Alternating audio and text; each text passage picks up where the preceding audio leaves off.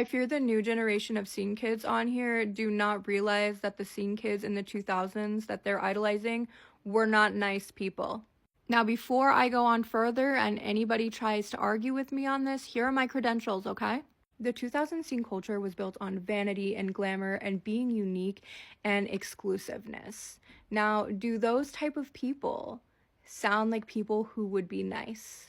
No, not at all. We literally had these groups on MySpace that everybody would want to join. You would try to get into the most elite groups that you could possibly get into. There was VIP groups. It was all based on how you looked and the life that you lived and how you could portray that on the internet. You would apply for these groups and they would blatantly reject you and tell you all of your flaws, to tell you why they did not approve you to be in this group.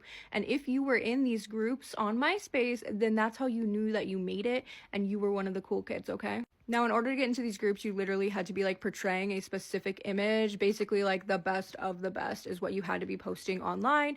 You had to take 1 million photos of yourself in order to choose one to be able to post. You had to have good looking friends, so when you posed in your photos with your friends, there was not flaws in your photos. I saw a video earlier where people were arguing about how scene kids back then would have wore Temu. No, they would not have. They would have bullied you if they caught you wearing Walmart. Believe me when I tell you that we would gatekeep the stuff that we wore so that people could not find out where we bought it and then go out and buy it and then take pictures similar to us. Now, the problem with this was that there's this site called Polyvore where they would help people do exactly this. Okay, so they would go take the popular scene kids photos off of MySpace and then they would break down their outfits to try to find the most identical pieces for other people to go out and buy so that they could try to recreate those looks so that they could try to get into the vanity groups as well. I genuinely don't know where people got the idea that scene kids back then were nice. Maybe because the emo kids were mostly nice, but the scene kids, they were not nice. The other day I made a video about how the 2000 scene kids absolutely would not have worn Shein or Temu. They were very elitist, very superficial, and if they caught you wearing those brands, they literally would have bullied you relentlessly. Anyways, I got a lot of comments asking me about where we got the clothing and the jewelry that we did wear, so I'm going to go over that. But before I do, before anybody tries to argue with me, let me just throw my credentials on the screen. Here we have a lovely collage of photos of me from the 2000s that I took off of Tumblr. As we can see, for whatever reason, they are still being posted on there with hashtags like old school scene. Nice.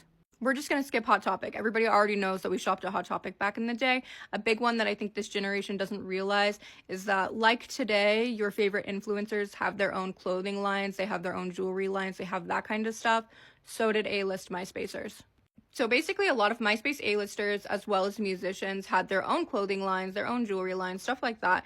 And then you could buy it online. If you haven't heard about it, look up the Kiki Cannibal diamond necklace scandal. That was a huge thing back in the day. I fell for that. I bought one. It came in the mail broken. Anyways, we would buy all of their expensive clothing from their clothing lines. And we could actually buy it at Warped Tour. So I think a lot of this generation doesn't realize that, yes, Warped Tour was a huge music festival, but there was this one big section in Warped Tour, and it was like merch tables and stuff, but there was also the A-list MySpacers. All of the clothing designers, whatever, the people with their own clothing lines, they would be at those booths too, and you could just stop at each booth and you could buy whatever clothing, whatever jewelry lines, whatever was being sold at those booths, which was a lot of stuff. I got a good chunk of my wardrobe from Warped Tour. Some notable brands were Drop Dead, that was owned by Ollie Sykes, and it was so popular back in the 2000s. All the scene kids owned that stuff. Then there was Glamour Kills, that was sold at Warped Tour every single year. I had so much of that. And then whoever made the Stay Brutal stuff, so much of that, and the Fresh Till Death stuff. Anyways, then there was Famous Stars and Straps, that was owned by Travis Barker. And then there was, Jack Vanek had a really good line. She still to this day does, actually. She's more shifted towards like elder emo style stuff, but she still has a really good line. Anyways, it was really, we were buying stuff from the same way you buy it now, where you're buying stuff from your favorite influencers. They just were not called influencers back in the day. Of me as an emo scene teenager went viral on the internet back in the 2000s, and that is because I wanted to be the main character at all times. When I was a teenager, I did absolutely everything for the plot. I was the queen of manifestation, and I wanted to go viral on MySpace. And the way I achieved that originally was by going onto MySpace and saving my own photos from my profile to my computer. If you save them that way, it changed the JPEG to show that you saved it from MySpace instead of it being an original upload to your computer. And then I would go to other people's accounts who matched my aesthetic, and I would save photos of them, and then I would go onto these sites called Photo Bucket and Tiny Pic, which were similar to today's Pinterest, and I would upload a mix of all of these photos of me with these other people, and then I would put all of the hashtags as like emo girl, scene queen, scene hair, emo hair inspo, all of this stuff, so that when people would go and look up those keywords on those sites, my pictures would randomly pop up in the mix. And this worked so well that when people were making scene queen compilation videos, when people were making role play accounts, catfish accounts, they were taking my photos and they were using them for everything. I blew up so big in Brazil, actually. Anyways, people would go on to MySpace to find me to see if the account that they were talking to was really me.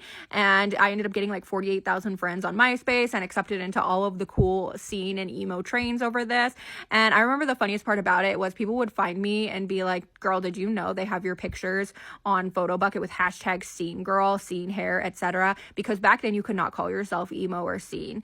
And I would be like, oh my gosh, ew, people are so annoying. I cannot believe they would do that. I am not scene. I am just me. This is just what I like. Meanwhile, I was the person who put that on there with hashtag scene girl. I was a pretty popular scene queen on MySpace back in the 2000s, to the point that people used to like print out my pictures and take them to their hairstylist to ask them to do one of my hairstyles on them, because I was notorious for having crazy hair, like really over the top. I would dye my MySpace name into my hair. I would dye stripes. I would dye spots. I always had like 4 or 5 different colors in my hair at a time.